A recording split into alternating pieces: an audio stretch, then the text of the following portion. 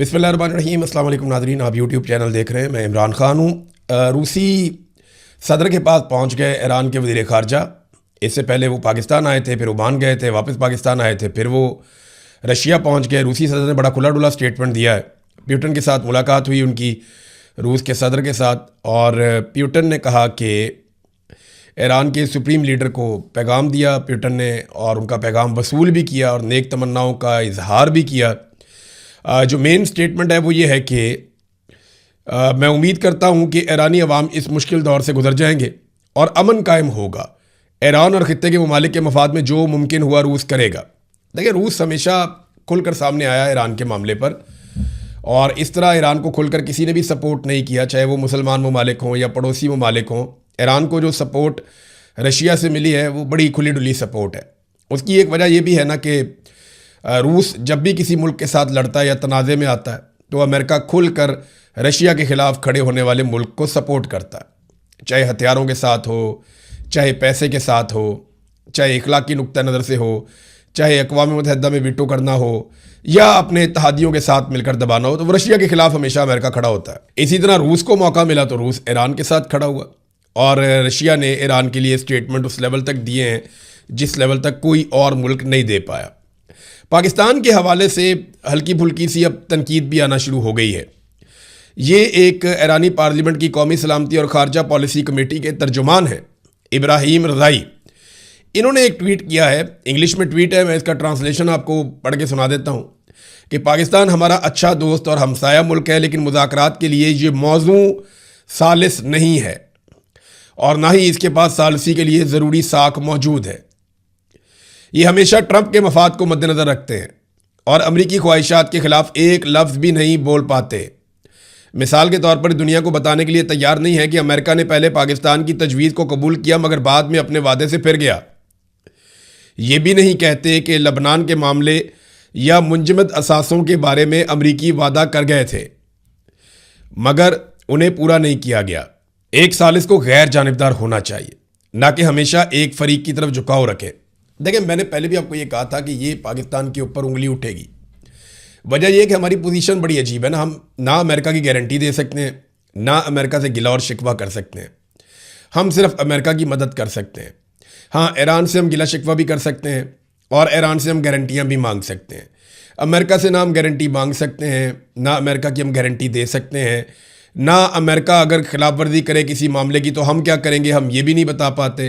तो पाकिस्तान की एक बड़ी कमज़ोर पोजीशन है। इस पोजीशन में आप सहूलतकार तो हो सकते हैं, लेकिन सालसी करना ज़रा मुश्किल होता है। यही बात अब ईरान में से भी सामने आना शुरू हो गई है। उनकी पार्लियामेंट के कौमी सलामती और खारजा कमेटी के तर्जुमान जो हैं उन्होंने ये स्टेटमेंट दिया है। स्टेटमेंट मैंने आपके सामने रख दिया।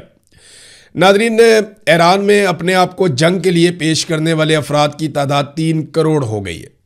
ये वो 3 करोड़ लोग हैं जिन्होंने हुकूमत की इस दरख्वास्त के बाद कि अगर ज़मीनी हमला किया जाता है या लड़ाई तूल पकड़ती है तो ईरान की फ़ौज कम पड़ जाएगी। ऐसे में हमें वॉलंटियर्स चाहिए जो बहुत बड़ी तादाद में सामने आएँ, उन्हें हथियार दिए जाएं और वो लोग मुकाबला करें बाहर से आने वाली फ़ौज का, या कोई भी जारियत करता है ईरान के ख़िलाफ़ तो मुकाबला करें। तो अब जो तादाद होगी वो 3 करोड़ हो गई है। पूरी दुनिया में किसी भी मुल्क के 3 करोड़ फ़ौजी नहीं है। यानी सबसे ज़्यादा फ़ौजियों की तादाद चाइना की है, फिर अमेरिका की है, लेकिन इन दोनों को भी मिला लें तो इतने फ़ौजी नहीं हैं। ये तो बहुत बड़ी तादाद है फ़ौजियों की, जो कि 3 करोड़ है। 3 करोड़ फ़ौजी तो नहीं है, वॉलंटियर्स हैं। तो ये जनाब लोगों ने अपने आप को रजिस्टर कर दिया और इसका इजहार किया है कालिबाफ ने, जो स्पीकर हैं कौमी असम्बली के ईरान के और मुज़ाकराती कमेटी के हेड। तो उन्होंने एक पोस्ट की और उसमें उन्होंने कहा कि आप तारीख के वो चैम्पियन हैं जो हमेशा फतह याब रहेंगे। इराक़ची ने 2 बड़े अहम बयान दिए। एक, उन्होंने कहा जी हमारे जो मुज़ाकरात अपने मकासद में अभी तक पूरी तरह कामयाब नहीं हुए, हालांकि पेशरफ्त हुई है। पेशरफ्त से वो नहीं मुकरते, वो ये कहते हैं कि पेशरफ्त हो रही है लेकिन मुज़ाकरात में पूरी तरह से हम कामयाब नहीं हुए, और उसकी वजह उन्होंने 2 चीज़ों को करार दिया।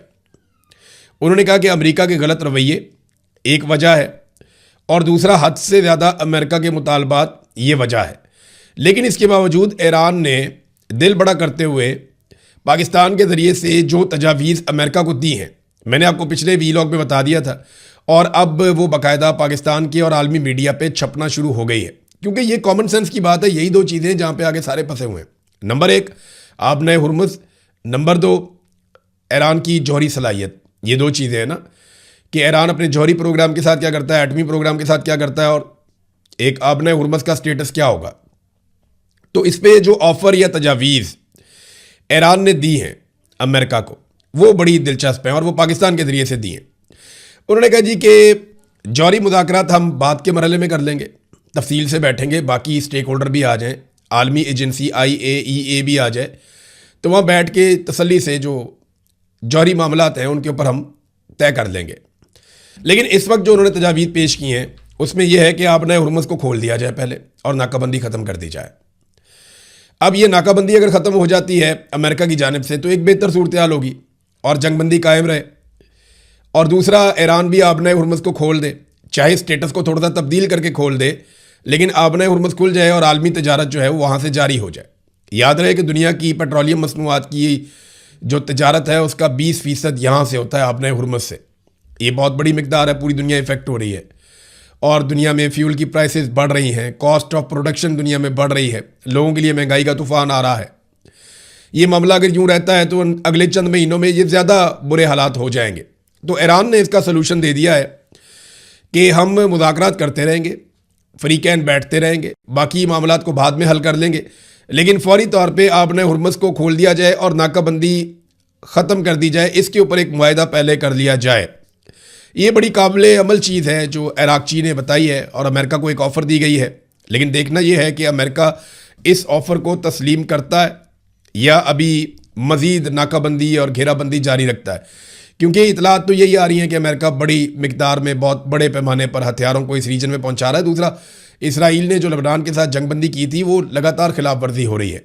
इसराइल ये कहता है कि हिजबुल्लाह खिलाफ वर्जी कर रहा है, वो धमाके कर रहा है और वो इसराइली फ़ौजियों के ऊपर अटैक कर रहा है, जबकि हिजबुल्लाह और लेबनान बार बार कहते हैं कि इसराइल खिलाफ वर्जी कर रहा है। जनूबी लेबनान के कस्बों में बड़ी भारी बमबारी की है इसराइल ने, उसके बाकायदा मनाजिर भी जारी किए गए हैं, वो दिखाई भी दे रहे हैं। तो सबको पता है कि किस किस्म की सूरत पैदा होगी। अमेरिकी सदर डोनाल्ड ट्रंप ने एक इंटरव्यू दिया है, उस इंटरव्यू में जो उन्होंने सबसे बड़ा दावा किया वो फिर वही है कि अमेरिका ईरानी यूरेनियम हासिल करके रहेगा। यानी ये जो डोनाल्ड ट्रंप का कहना है ना कि ईरान की यूरेनियम अमेरिका ले जाएगा या हासिल कर देगा, ये खौफनाक चीज़ है। इस पे ईरान नहीं मानेगा और यहाँ लड़ाई बढ़ सकती है। लेकिन डोनाल्ड ट्रंप का एक ट्रैक रिकॉर्ड है, डोनाल्ड ट्रंप बहुत ज़्यादा मांगता है और फिर कुछ थोड़ा सा लेकर वो एक स्टेटमेंट तब्दील करता है और वो राज़ी हो जाता है और वो अपनी हार को जीत कहने की भी सलाहियत रखता है कि मैं जीत गया। डोनाल्ड ट्रंप का ना एक बड़ी ज़बरदस्त करैक्टर है डोनाल्ड ट्रंप का। वो ये मांगेगा कि आप मुझे यूरेनियम दे दें, मैं यूरेनियम लेकर जाऊंगा, मैं यूरेनियम नहीं छोड़ूंगा। और बाद में अगर ईरान के साथ कोई ऐसा मुआहदा हो जाता है कि ईरान एटमी तजर्बा नहीं करेगा एटम बम का और यूरेनियम को दूसरे मकासद के लिए इस्तेमाल करेगा, तो डोनाल्ड ट्रंप कहेगा ये मेरी बहुत बड़ी फतह है। तो तब डोनाल्ड ट्रंप को क्यों पूछेगा भी थे आपने यूरेनियम लेकर आनी थी अमेरिका में, तो वो कहेगा जी क्या फ़ायदा, वो ख़त्म ही हो गई और अब वो किसी और मकसद के लिए इस्तेमाल होगी। तो ट्रंप के अंदर ना ये फ्लेक्सिबिलिटी बहुत ज़्यादा है, वो बड़े आराम से अपना स्टेटमेंट तब्दील करके अपने आप को फातेह करार दे देता है। और ट्रंप की पार्टी भी ऐसी है कि वहाँ पे बहुत सारे लोग इस बात को मान भी जाते हैं। तो डोनाल्ड ट्रंप ने एक तो ये बात की है। दूसरी जो डोनाल्ड ट्रंप ने बात की वो ये की है कि ईरान के पास सिर्फ 3 दिन बाकी बचे हैं। अब ये क्या कोई डेडलाइन है? नहीं। ट्रंप ने कहा कि 3 दिन के बाद डोनाल्ड ट्रंप के और अमेरिका के अंदाजों के मुताबिक ईरान अंदरूनी तौर पर फटना शुरू हो जाएगा। वजह जो है वो माली मामलात हैं। तेल की सप्लाई रुकने का बहुत बड़ा अंजाम होगा ईरान का और ईरान अंदरूनी तौर पे बहुत ज़्यादा इंतशार का शिकार हो जाएगा और उसको काफ़ी प्रॉब्लम्स होंगे। तो उनके पास 3 दिन बाकी हैं, ये अमरीकी अंदाज़ा और अमरीकी तखमीना है। वैसे अभी तक ईरानी अमरीकी अंदाज़ों से ज़्यादा ढीठ साबित हुए हैं और मुश्किल साबित हुए हैं। ये भी आपको मैं बताता हूँ डोनाल्ड ट्रंप ने क्या कहा। पहले तो डोनाल्ड ट्रंप ने कहा कि पिछली क़यादत की जगह पे एक बेहतर क़यादत आ गई है। हालांकि सारी लड़ाई जो है वो नई क़यादत ने लड़ी है, पिछली क़यादत तो पहले हमले में ही शहीद हो गई थी। लेकिन साथ ही डोनाल्ड ट्रंप ने इसी इंटरव्यू में कहा कि ईरान की क़यादत बहुत अजीब है, समझ नहीं आ रहा हमारा वास्ता किन लोगों से पड़ गया है। ये भी डोनाल्ड ट्रंप ने कहा और इसी इंटरव्यू के अंदर कहा। फिर उन्होंने कहा कि अमेरिका ने ईरानी फ़ौज को मुकम्मल तौर पे कुचल दिया है, मगर अब भी वहाँ पे ख़तरात मौजूद हैं।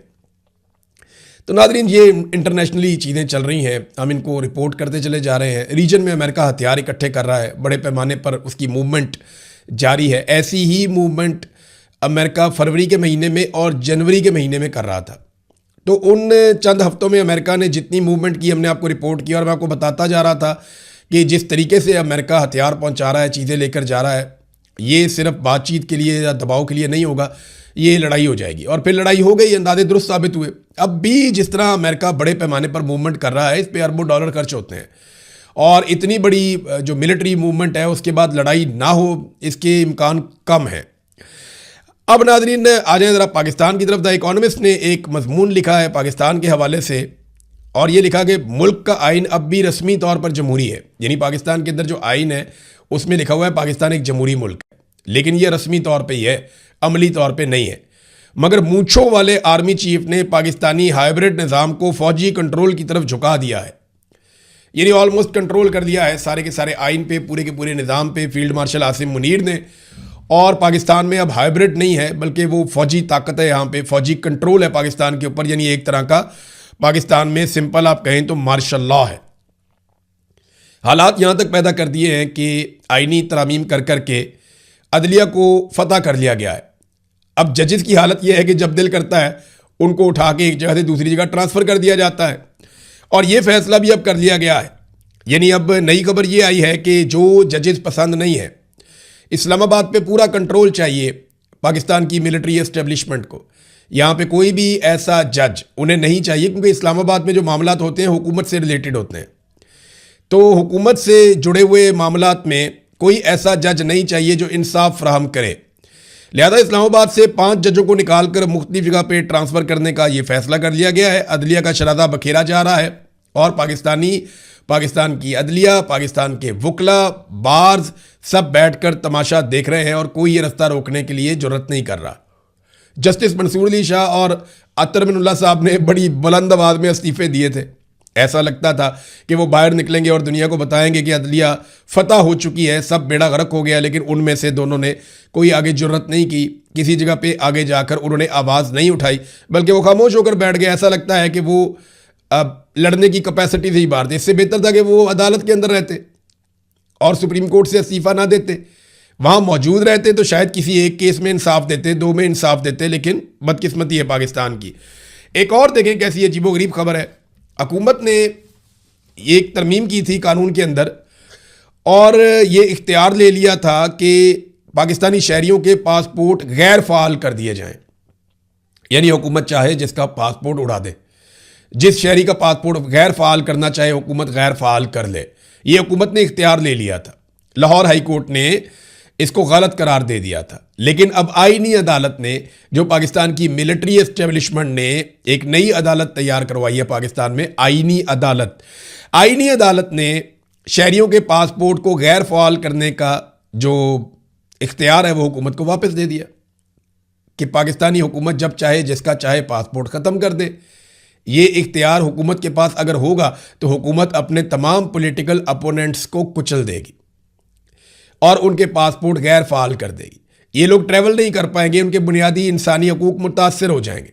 लेकिन आईनी अदालत ने ये वाली सहूलतकारी भी कर दी। आईनी अदालत को जो भी कहेगी ना पाकिस्तान की एस्टेब्लिशमेंट, वो फौरी तौर पे कर लेंगे, फौरी तौर पे कर लेंगे। पाकिस्तान को पूरी तरह से जकड़ लिया मिलिट्री एस्टेब्लिशमेंट ने। वो चीज़ें हो रही हैं जो माजी में कभी भी नहीं हुई थी। मिसाल के तौर पर आप ये देखें ना कि लाहौर का इलाका हरबंसपुरा, वहाँ पे पुलिस ने एक मुकदमा दर्ज किया और ये 9 मार्च का मुकदमा है, रमज़ान के महीने का मुकदमा दर्ज किया जनाब के इसराइली झंडा जो है वो जलाया गया। एहतजाज किया लोगों ने और इसराइल का झंडा जला दिया। इसके ऊपर मुकदमा दर्ज हो गया। पाकिस्तान में गिरफ्तारियाँ हो रही हैं, फड़ दो हो रही है। अंदाज़ा करें पाकिस्तान कहाँ पहुँच गया। आप फ़लस्तीन के हक़ के लिए निकलते हैं, आप पे गोलियाँ चलती हैं, आप गिरफ्तार हो जाते हैं। आप इसराइल के ख़िलाफ़ निकलते हैं, आप पे मुकदमात होते हैं, आप गिरफ्तार हो जाते हैं, गोलियाँ चल जाती हैं।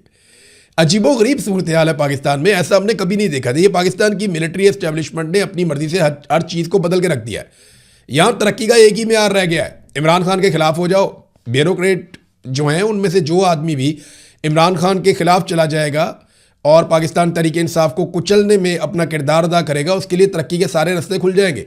ये वाहिद क्राइटेरिया रह गया है पाकिस्तान में तरक्की करने का कोई किसी किस्म की सलाहियत नहीं चाहिए, किसी किस्म की दिमागी सलाहियत नहीं चाहिए, किसी किस्म की कारकर्दगी नहीं चाहिए। कारकर्दगी सिर्फ और सिर्फ एक है कि जो करना है करो, इमरान खान को और पीटीआई को कुचलो, और जो ब्यूरोक्रेट ज़्यादा काम करेगा इस सिलसिले में उसको ज़्यादा तरक्की और सहूलियात मिलेगी। ये हम होते हुए देख रहे हैं। हुकूमत ने एक बार फिर पाकिस्तान में शरह सूद में इजाफा कर दिया। जब सूद की शरह बढ़ती है तो कारोबार कम होता है, ये एक सेट पैटर्न है। अब ये हुकूमत मुल्क नहीं चला पा रही, सादी सी बात है, और अपने खर्चे निकालने के लिए लोगों की जेबें काटने पर आ गई। बिजली की कीमत हो, गैस की कीमत हो, पेट्रोल की कीमत हो, आम आदमी पे लगने वाले टैक्सेस हों, हर चीज़ के अंदर हुकूमत नाकाम हो गई। और आसिम मुनीर साहब के पास इस वक्त किसी किस्म का कोई माशी फार्मूला बाकी नहीं रहा। सिर्फ एक ही चीज़ है, दुनिया से पैसे मांगो, इकट्ठे करो अपने खर्चे पूरे करने के लिए, और पाकिस्तानियों की जेबें काटो, जितना मैक्सिमम हो सकता है इनके ऊपर टैक्स लगाओ, चाहे पेट्रोल में, चाहे गैस में, चाहे बिजली में, चाहे बाकी चीज़ों में, तो लोगों को दबाएं।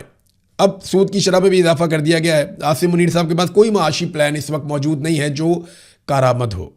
इससे पहले उन्होंने बड़ी कोशिशें की हैं, बड़ा जोर लगाया, लेकिन उनका काम नहीं है, वो कर नहीं पाए। और ना ही मौजूदा सियासी अदम इस्तेहकाम का कोई हल उनके पास है। जिन लोगों के पास हल है उनमें से आधे जेलों में हैं और बाकियों को दीवार के साथ लगाया हुआ है, तो फिर हल तो नहीं निकलता इस तरीके से। हालात यहाँ तक पहुँच गए कि इमरान खान साहब के वकालतनामे पर दस्तखत करवाने के लिए इमरान खान साहब के वकीलों को अदालतों से जाकर रुजू करना पड़ता है। ऐसा माजी में कभी नहीं हुआ। कोई भी आदमी जेल में बंद है, उसका वकील अगर वकालतनामे पे दस्तखत करवाना चाहे तो एक छोटी सी दरखास्त देकर जाके वो दस्तखत करवा सकता है। वो जाकर अपने क्लाइंट से मिल सकता है, उससे बातचीत कर सकता है, केस के ऊपर डिस्कशन कर सकता है, और फिर उससे वकालतनामे पे दस्तखत करवा सकता है। मैं जेल में था, मियां अली अशफाक साहब आए, आके मेरे से दस्तखत करवाए, मेरे साथ केस को डिस्कस किया और चले गए। एक दफ़ा जो है वो एक और वकील साहब, फिर एक और मुकदमा हो गया, मैं जेल में ही था, वो आए, उन्होंने आके मेरे से दस्तखत करवाए। वो अली के एसोसिएट थे, मुझे मिले, बैठे, बातचीत की, वो भी चले गए। ये पाकिस्तान में नॉर्मल रूटीन है। ये हर कैदी को ये सहूलत मैसर है। इमरान खान के अलावा इमरान खान को इन्होंने दबा कर रख दिया है, और हर तरह का कार्ड इमरान खान के खिलाफ इस्तेमाल किया भी। ये ताहिर अशरफी साहब लंदन में थे, यहाँ पे कुछ ओवरसीज़ पाकिस्तानियों ने इन्हें घेर लिया। उन्होंने कहा जनाब आप हर हुकूमत का हिस्सा बन जाते हैं। फिर उन्होंने ताहिर अशरफी साहब से कहा कि ना सिर्फ आप हर हुकूमत का हिस्सा बन जाते हैं, बल्कि आप ये जूते पॉलिश कर रहे हैं। इस किस्म की बातें उनसे की गई। ताहिर अशरफी साहब जो है फील्ड मार्शल आसिम मुनीर की तारीफ़ें करते रहे, और वो जो दूसरे नौजवान वहाँ पे थे वो लोग ये कहते रहे कि नहीं नहीं वो बहुत जालिम है, और उन्होंने पाकिस्तान में फस्तायत जो है वो बर्पा की हुई है। अब अशरफी साहब अपनी बातें करते, वो अपनी बातें करते। बाद में अशरफी साहब ने कहा मेरी फैमिली मेरे साथ थी, हालांकि जो दूसरे लोग हैं उनका ये दावा है कि फैमिली साथ नहीं थी। लेकिन एक बात मैं कैटेगोरिकली कहूँ कि अगर किसी की फैमिली उसके साथ है या नहीं भी है, कोई बंदा अगर आपसे बात करना चाहता है तो आप उससे बात करें, जो नहीं बात करना चाहता आप सवाल करें और चले जाएं। हम किसी की तस्दीक नहीं कर सकते, ना ताहिर अशरफी कर सकते हैं, ना कोई और कर सकता है। इस बात का सबको ख्याल रखना चाहिए। लेकिन एक बात मैं बताऊं, उसके बाद जो घिनौना काम ताहिर अशरफी साहब ने किया है ना, वो देख के मैं हैरान रह गया हूं, कैसे कोई आदमी किसी की जिंदगी से खेल सकता है। ये देखें आप, ताहिर अशरफी साहब ने बाद में एक वीडियो के ऊपर पैगाम जारी किया, क्योंकि मौके पे तो जवाब दे नहीं पा रहे थे, तो वीडियो के ऊपर उन्होंने एक पैगाम जारी किया। और पैगाम तो जो है सो है, उसके ऊपर जो कैप्शन लिखी ताहिर अशरफी साहब ने वो बड़ी खौफनाक है। उन्होंने देखा मुनकरीने ख़त्म नबूवत के सहूलतकारों को जवाब। यार आप मारना चाहते हैं लोगों को? मौलवी साहब आपका दिमाग ठीक है? वो आपके पॉलिटिकल अपोनेंट है, उन्होंने पॉलिटिकल सवाल किया कि यार आप मिलिट्री को सपोर्ट क्यों करते हैं सियासतदानों के मुकाबले में? यूनिफॉर्म वाला जर्नैल चीज़ों को कैसे कंट्रोल कर सकता है? ये तो जायज़ सवालात है, कोई करता है, आपके पास जवाब है, दे, नहीं है तो दफ़ा करें आप। लेकिन ये क्या बात हुई कि आप बाद में बैठ के नंबर टांगने के लिए वीडियो बना रहे हैं और उसमें आप कह रहे हैं मुनकरीने ख़त्म नबूवत के सहूलतकार? ये क्या होता है? आप तो लोगों की ख़त्म नबूवत के नाम के ऊपर तो पाकिस्तान में लोग जान से मार देते हैं। ख़त्म नबूवत के नाम के ऊपर तो यहां पे खून की नदियां बह सकती हैं पाकिस्तान में। आपको नहीं पता लोगों के क्या जज्बात हैं? और आपने एक पॉलिटिकल पार्टी को पूरी को टैग कर दिया पकड़ के। आपको ये बारीक वारदात है मौलवी साहब। अब बाद में फतवे ना देना शुरू होना। मैंने कहा था कि जनाब सहूलतकार, मैंने इक्का दुक्का की बात की, मैंने सबकी। आपकी जो कैप्शन लिखी हुई है ना, वो हर आदमी इतना बारीक नहीं आपकी वारदात समझ सकता। जो एक जर्नल इसका तासुर गया है, जो बुनियादी तौर पे इसका तासुर गया है, वो इतना खौफनाक है कि आपने एक आग लगाने की कोशिश की है। मजहब कार्ड को इस्तेमाल करते हुए पूरी पॉलिटिकल पार्टी और उसकी लीडरशिप की जान को आपने खतरे में डाल दिया। मौलवी साहब, इससे पहले भी इमरान खान साहब पे गोली चली थी और इसी तरह की घटिया और गंदी हरकतों की वजह से वो मामला हुआ था। आज फिर आप वही वाला कार्ड इस्तेमाल कर रहे हैं। यार आपको शर्म आनी चाहिए यार, खुदा का नाम लें यार, ये क्या हरकत आप कर रहे हैं मौलवी साहब। मैं आपको बताऊं कि आप क्या कहते थे जब इमरान खान हुकूमत में था और जिन दिनों में हुकूमत खत्म हो रही थी। मैं बताऊं आप मुंह छुपाते फिरेंगे कि आपकी हालत क्या थी उस वक्त और आपके अल्फाज क्या थे और आप किस किस तरह फोन करके किस किस के तरले और क्या क्या बातें आप कर रहे थे, फिर किस तरीके से आप अगले सेटअप के अंदर शामिल होने के लिए आपने पूरी कोशिश की और कहां कहां आप गए। मौलवी साहब कुछ चीजों पे पर्दा रहने दें, आप लोगों की जान से खेलना बंद करें। यह बेशर्मी है, डिटाई है और यह बदनीयती है आपकी। कैसे आप किसी की जान से खेल सकते हैं यार, आपको इंसानी जान की परवाह ही नहीं है। आपने मुंह चुप के कह दिया मुनकरीन खत्म नबूवत के सहूलतकार, ये क्या होता है। आपका एक पॉलिटिकल अपोनेंट है, आपने उठा के उसके ऊपर मजहबी कार्ड इस्तेमाल कर दिया। ये इंतहाई अनफॉर्चुनेट है और ये आप उसी लीडर की फॉलोइंग को या उस लीडर को आप खतरे में डाल रहे हैं जिसके लिए आप एक एक घंटा खड़े होकर मजहबी मामलात पे आप उसकी गवाहियां दिया करते थे। अब ये मुनाफिकत नहीं है तो और क्या है। बाहर अगले वीडियो पे बात करेंगे नादरीन, बाकी चीज़ों पे अब तक इतने, अपना ख्याल रखिएगा, अपने चैनल का भी। अल्लाह हाफिज़।